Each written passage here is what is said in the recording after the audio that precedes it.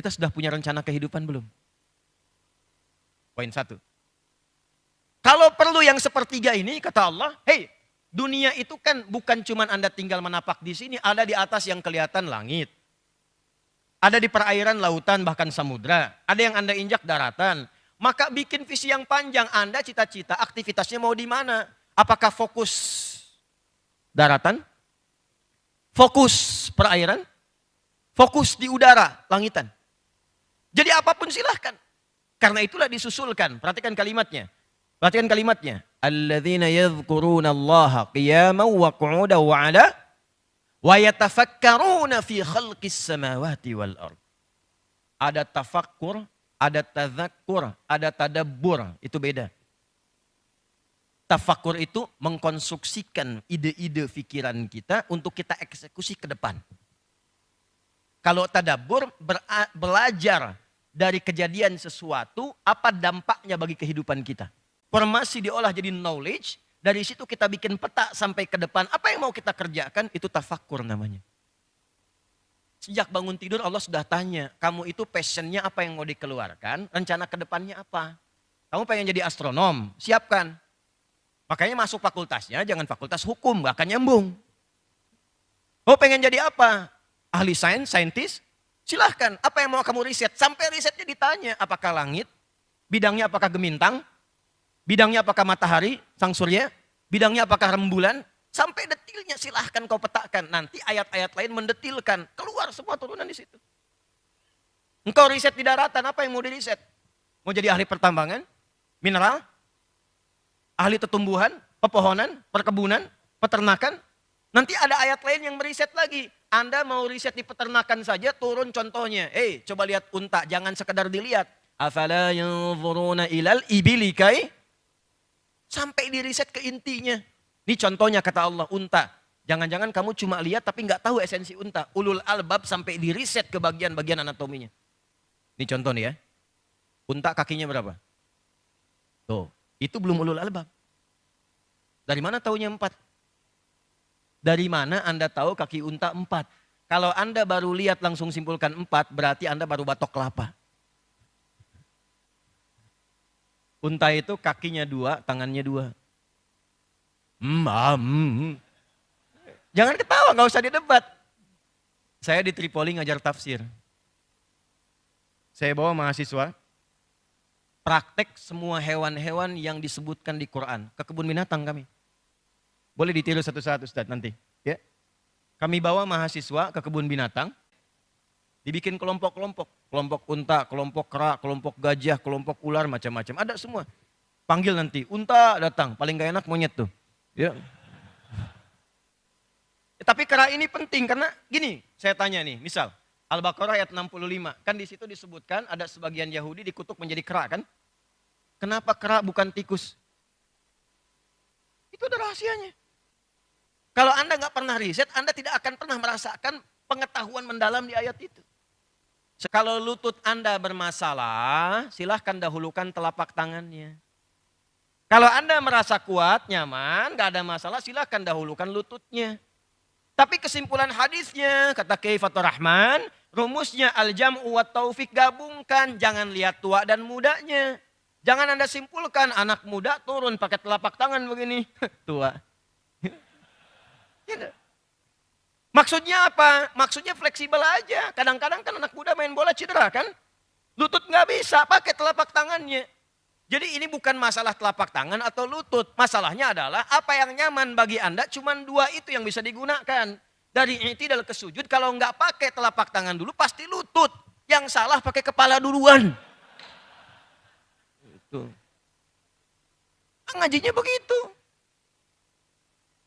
Jadi kalau kita sampai ke situ tuh nyaman. Oh, nggak pakai saya bilang tuh ya.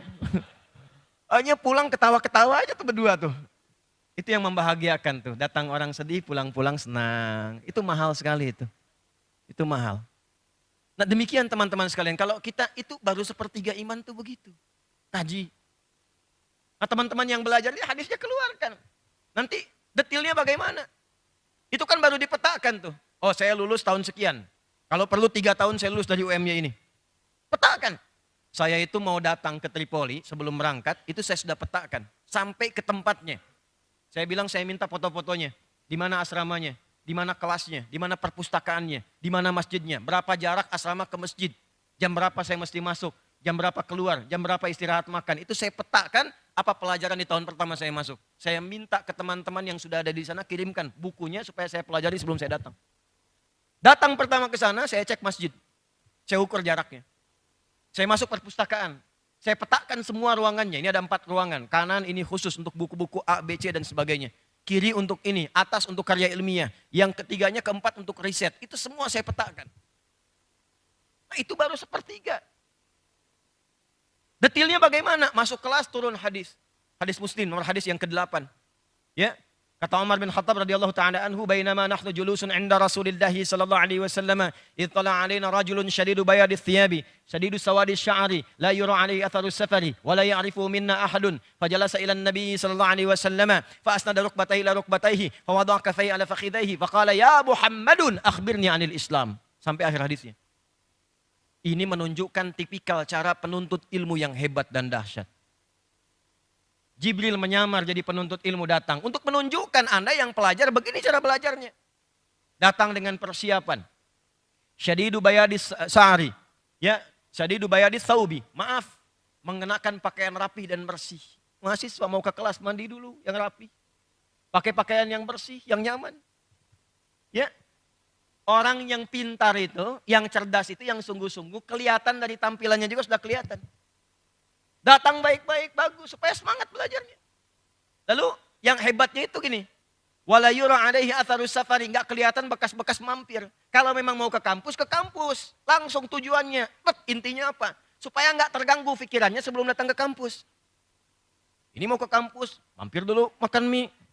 5 meter, mampir makan bakso. 5 meter lagi, beli ini. Begitu nyampe ke kampus yang diingat bakso. Ilmunya tinggal 1/4.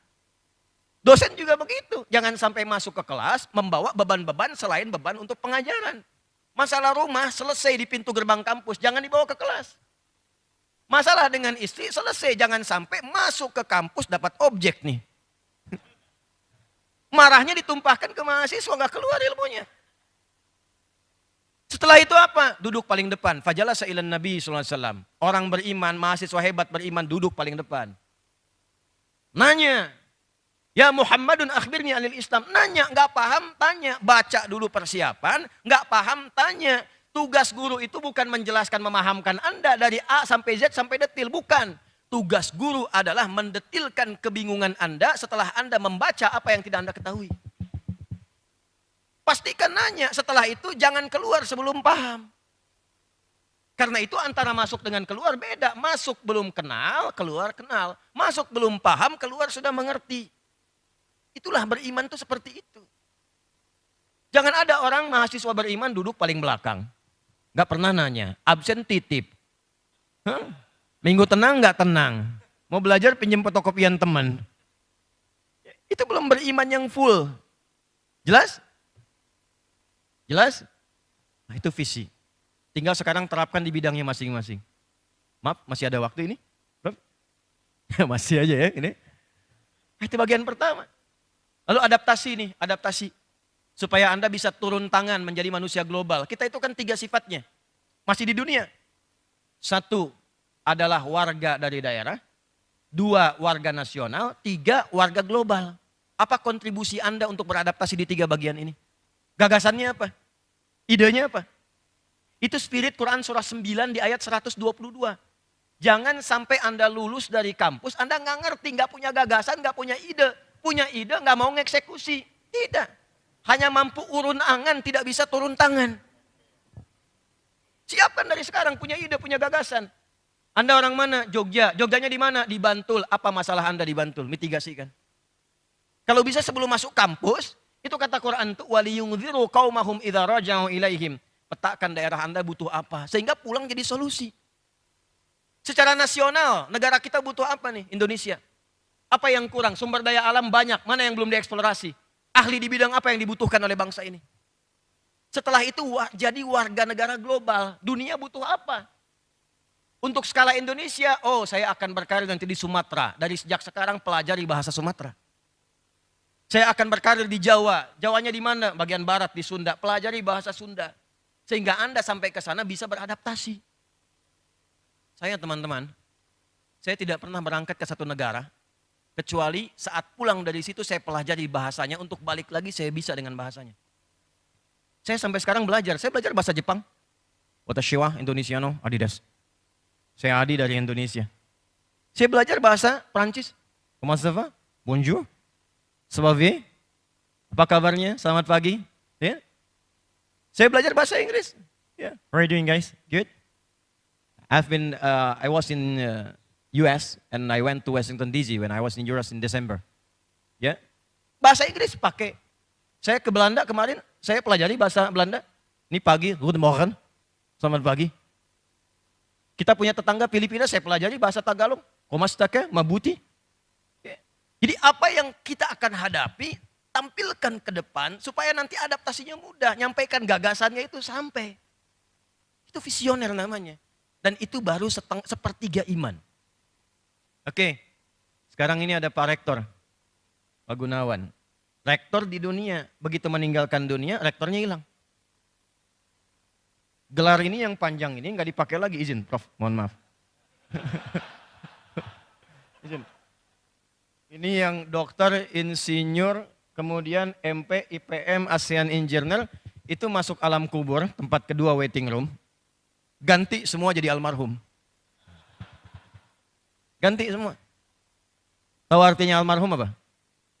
Almarhum itu artinya yang disayang Allah. Berarti alam kubur itu bekalnya beda dengan dunia. Ya, bekalnya beda. Mohon maaf, Anda dari Jogja saja ke sini mau ke Malaysia. Apakah bekal yang di sini berlaku di Malaysia? Belum tentu. Mata uang sudah beda, kebiasaan tidak sama. Toilet di sini itu 1.000, mungkin toilet di sana 5 ringgit. Bisa, ya kan? Udah beda, semakin jauh tempatnya semakin beda keadaannya. Ini pindah ke waiting room di barzakh, alam kubur, bekalnya beda. Saya tuh paling menarik, kadang suka pengen ketawa tuh begini. Sudah nggak punya bekal ke alam kubur, terus pengen disayang. Itu pusing saya tuh kadang-kadang. Ya, sudah nggak punya bekal, dunianya menyimpang. Bahkan melebihi hewan, Anda bayangkan, sapi makanannya apa? Rumput, ini ada orang makannya aspal. Padahal pintar. Sapi nggak punya akal, nggak pintar. Jalan yang harusnya proyeknya 15 cm, dia makan 10 tuh. Tinggal 5. Anda bayangkan, dunia dia korupsi, dunia dia nyogok, dunia dia nyuap, dunia dia bertentangan, dunia dia melakukan tindakan kriminal. Lalu dia pulang ke alam kubur pengen disayang. Gimana tuh? Maka bekal kubur itu beda dengan bekal dunia. Karena itu semua yang ada di dunia yang melekat ditinggalkan. Telah meninggal dunia bukan meninggalkan tempat dan waktunya saja. Tapi sekaligus meninggalkan semua fasilitas artifisialnya. Ini dicopot nih. Ini dilepas nih. Pakaian ganti. Pakai kain apa? Kafan. Nah jangan ringan menyebutkan kafan. Kafan tuh laki-laki 2 kain. Coba cek dari sekarang. Itu ada kantongnya enggak kafan tuh? Dunia banyak kantongnya karena banyak yang diisi. Kain kafan, saya sampai dari sekarang supaya siap-siap ya. Kain kafan tuh nggak ada kantongnya. Karena memang yang dibawa bukan isi dunia, nggak akan masuk. Tuh handphone Anda yang canggih-canggih buat merekam, buat bikin status. Tuh nggak bisa dibawa ke alam kubur. Wasiat papa kalau meninggal, handphonenya sertakan ya mah. Nanti kalau kangen, miss call aja. Nah. Miss call Zaratin syarayarah tuh, nggak kepake. Gak kepake. Tuh yang perempuan ya. Kain kafannya berapa tuh perempuan? Mahasiswi ibu? Kain kafannya berapa? 5. Banyak amat. Si amat aja gak banyak. Ya.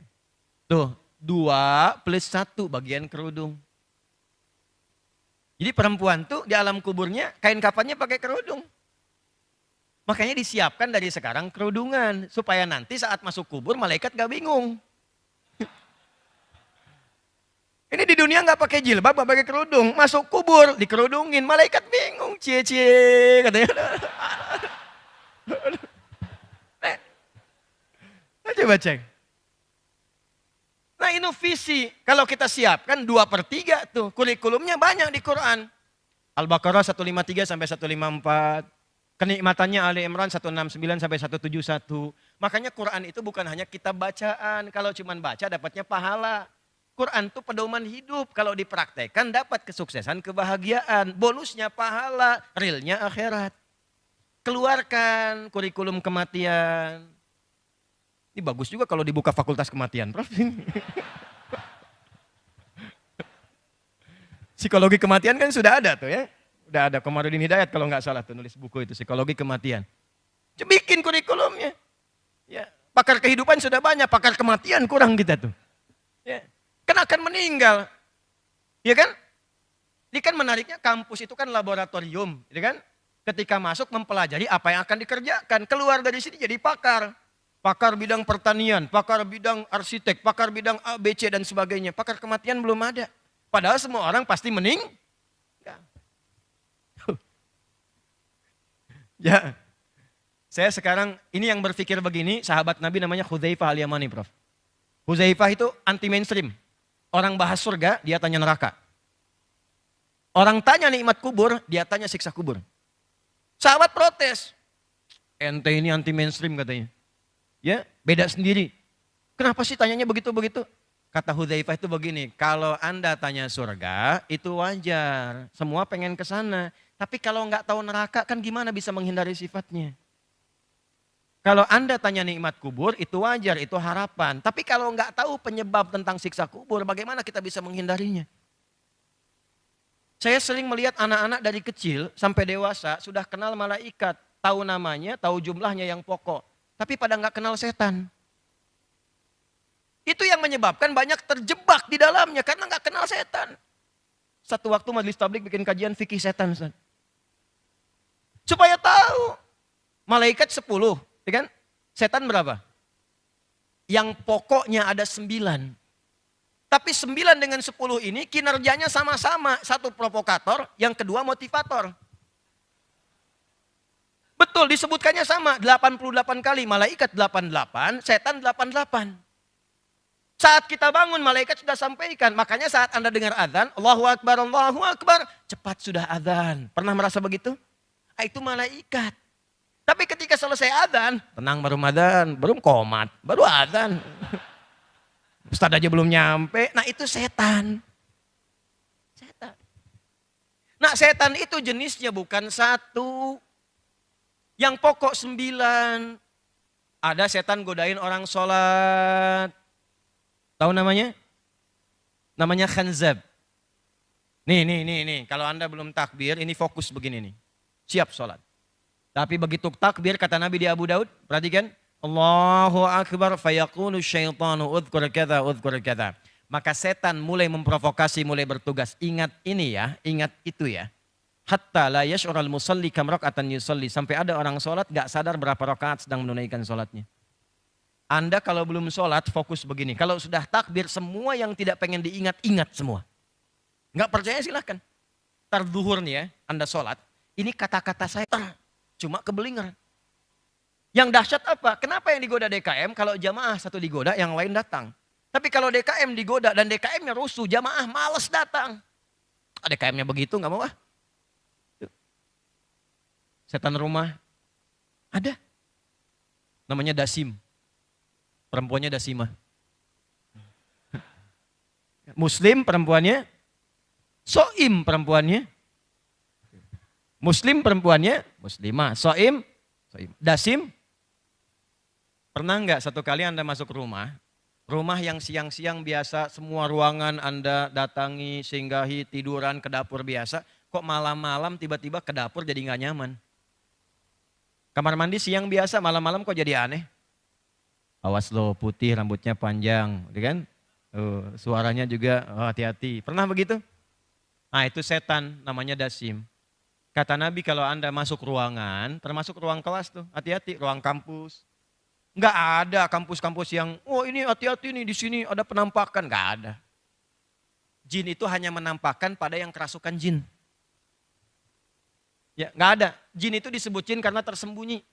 Lawannya ins, nampak 18 kali pasangan ini disebutkan di Quran. Ya ma'syaral jinni wal wa ma khalaqtul jinna wal. Nah jin itu artinya tersembunyi. Jin tersembunyi, fitrahnya nggak nampak, tersembunyi. Jadi kalau ada jin melakukan penampakan, itu jin sedang punya masalah. Keluar dari fitrah. Apalagi manusia yang cari-cari penampakan jin. Nah baliknya, ins itu nampak, kelihatan, realnya ada. Jadi kalau ada nanti mahasiswa Pak, masuk ke kelas sembunyi-sembunyi, masuk-masuk, itu mahasiswa itu sedang menjadi pribadi yang keluar dari fitrahnya. Balik ke tadi, masuk kelas, masuk ruangan, tidak ada yang mencekam. Solusinya kata Nabi, ketika Anda masuk ucapkan salam. Assalamualaikum. Maka setan yang ada di situ berkata kepada temannya, kita tidak punya tempat menetap di sini. Kalau Anda tidak ucapkan, dia berkata pada kawannya, kita punya tempat menetap di sini. Itu yang membuat rumah kadang-kadang gak nyaman. Ruangan gak tenang. Saya ajarkan ini pada anak-anak, walaupun anak kami masih dini. Anak saya yang nomor 1 sekarang, dulu 3 tahun saya ajarkan, Kak, masuk kamar ucapkan assalamualaikum. Ada setan di situ namanya dasim. Kalau enggak diucapkan nanti kakak diganggu. Itu dia masuk kamar langsung dia praktekkan sebut namanya. Assalamualaikum dasim katanya. Lari itu. Nah, itu visi. Alam kubur siapkan. Terakhir sebagai penutup. Kan ujung akhirnya surga. Sahabat Ali bin Abi Thalib dulu sudah komen. Kalau Nabi, sahabat komen, itu sikap kita cuma 2. Like and subscribe. Gak usah dikomenin lagi. Ya. Gak usah banyak diperdebatkan. Kata Ali bin Abi Thalib radhiyallahu ta'ala anhu, manusia ini aneh, manusia ini aneh.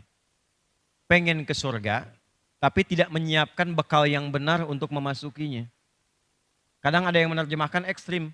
Pengen ke surga tapi masih mengerjakan amalan neraka. Gibah itu, gosip itu amalan neraka. Kata-kata tutur yang baik itu amalan surga. Pengen ke surga tapi masih suka gosip. Tidak Ustaz, saya tidak begitu, bagus. Tidak seperti dia tuh, dia mau. Nah itu. Maka bagaimana menurunkan kurikulumnya? Gampang aja. Ini bagian terakhir kita. Surga pintunya ada berapa? Tuh, Anda tuh pengen ke surga tapi gak tahu pintunya, gimana masuknya? Turunkan kurikulumnya. Ada 8 sesuai amalan. Yang tertinggi Firdaus. Jannatul Naim, Jannatul Ma'wa, Darussalam, terus Jannatul Aden tengah-tengah tamannya sampai Firdaus. Keluarkan itu karakternya, sifat-sifatnya, turunkan jadi kurikulum, tunggangi selama hidup di bumi. Semuanya bentuknya karakter, sifat untuk mengiringi kegiatan kita di dunia. Jadi Anda tidak harus jadi kiai, jadi ustadz. Tidak harus. Silahkan jadi rektor, jadi dosen, jadi dekan, jadi mahasiswa, jadi pedagang, pebisnis, silahkan. Nah karakter yang dibangun karakter surgawi. Misal, saya pengen masuk surga Firdaus, keluarkan ayatnya. Quran surah ke-23 ayat 1-9. Apa ciri-cirinya? Sampai Anda temukan kalimat, ulaika humul warithun alladzina yarithunal firdausa hum fiha khalidun. Ini Allah langsung yang memberikan statementnya. Ada hambaku calon penghuni surga Firdaus yang sedang beraktivitas di bumi. Apa ciri-cirinya? Pada aflahal mu'minun, iman. Sungguh dia sukses dan bahagia karena imannya. Iman mengantarkan kesuksesan, kebahagiaan sampai ke atas. Alladzina hum fi salatihim khashi'un. Yang saat di dunia itu dia sholat khusyuk sekali. Bukan hanya sholat, kalau surga biasa sholat selesai. Tapi kalau Anda ingin jadi kalangan elit di surganya, sholatnya khusyuk. Maka silahkan jadi rektor yang khusyuk sholatnya. Jadi gubernur yang khusyuk sholatnya. Jadi presiden yang khusyuk sholatnya. Jadi pedagang yang khusyuk sholatnya. Kalau pengen masuk surga Firdaus. Walladzina hum 'anil lagwi mu'ridun. Kalau dia bicara, berbuat, dia berkata, bertutur, berbicara, bekerja, berperilaku yang penting-penting. Kalau enggak penting, enggak usah dia bicara. Kalau enggak penting, enggak dia kerjakan. Ini acara penting enggak? Oh penting, ayo kita lakukan. Bagaimana formatnya? Surga Firdaus. Jadi bukan sekedar datang, kumpul, ketawa, makan-makan, pulang. Itu belum masuk pada golongan demikian.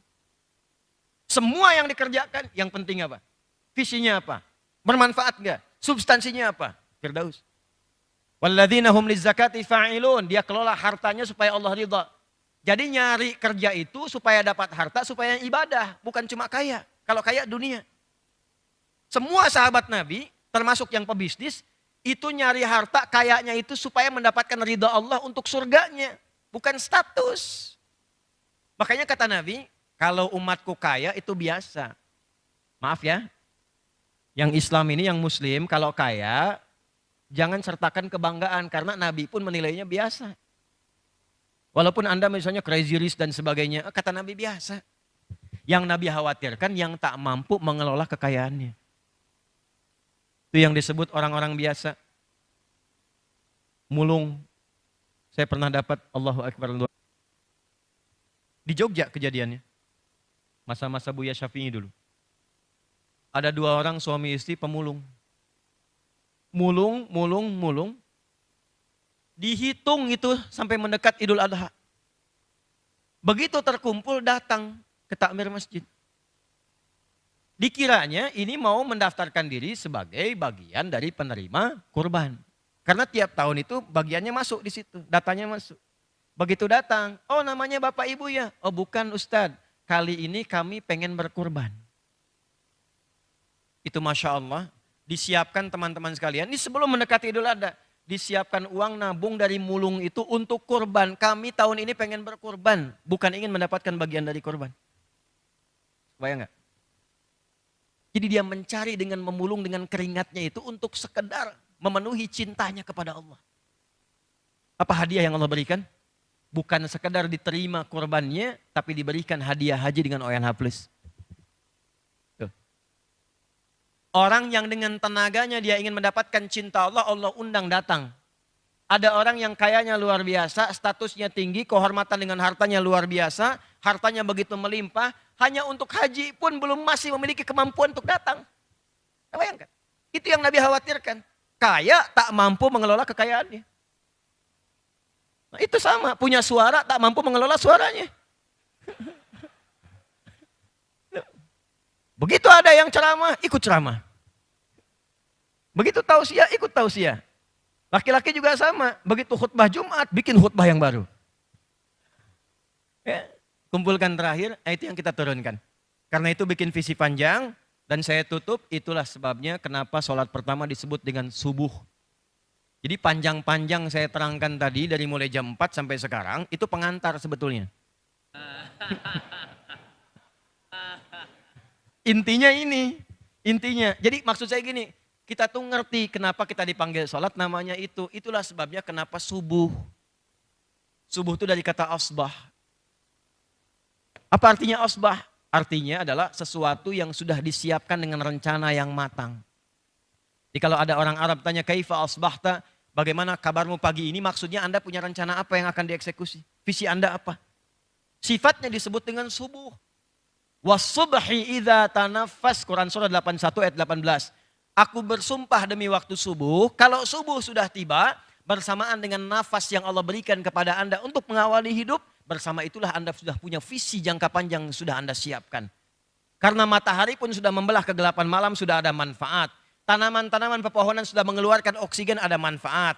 Matahari, tumbuhan yang tidak dihisap sudah punya visi jangka panjang mengeluarkan manfaat. Saya, Anda, kita yang dihisap, kenapa belum punya visi jangka panjang? Siapkan agendanya. Setelah siap, bawa dengan imannya, dengan pancaran iman, respon pancaran panggilan dari Allah. Ya, merespon sesuatu yang dipanggil dengan positif disebut fajar namanya. Di Quran itu ada infajar, ada fajar, ada fujur. Itulah sebabnya subuh punya 2 nama, subuh dan fajar. Subuhnya rencana, planning dan visinya, fajarnya memberikan kesan kepada kita bahwa itu dengan iman kita, tunaikan sholat, minta dalam sujud supaya Allah mudahkan semua rencana-rencana kita.